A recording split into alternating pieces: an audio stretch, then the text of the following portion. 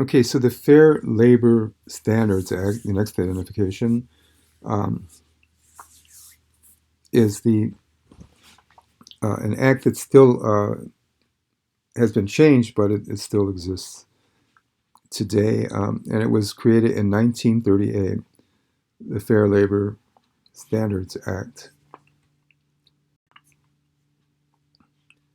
So the Fair Labor Standards Act, like it says here, created in June of 1938, created the 40-hour work week as the basic work week in the United States.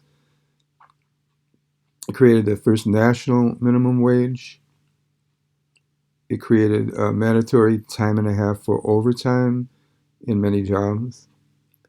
And a very large thing it created is uh, ending, in most cases, child labor.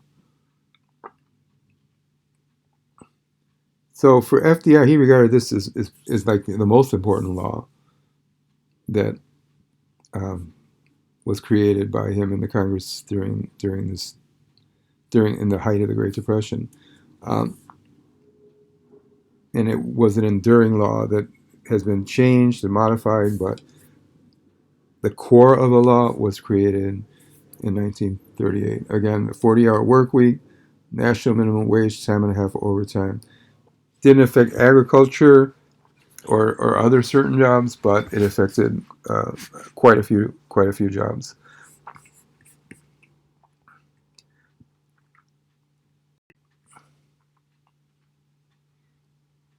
So you see FDR signing this new act,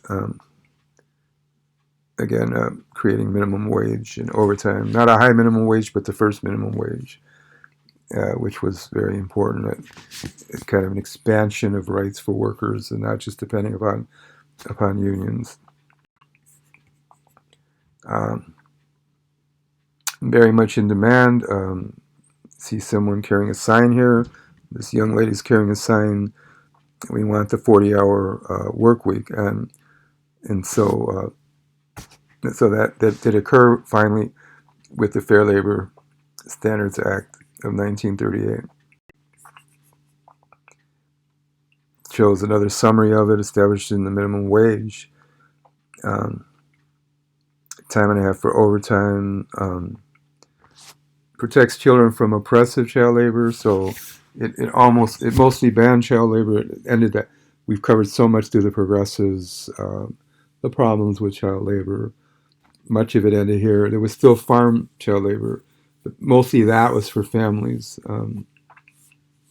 That exemption, but there were certainly other issues that are still a problem. But this was a very important law for workers' rights. The Fair Labor Standards Act of 1938.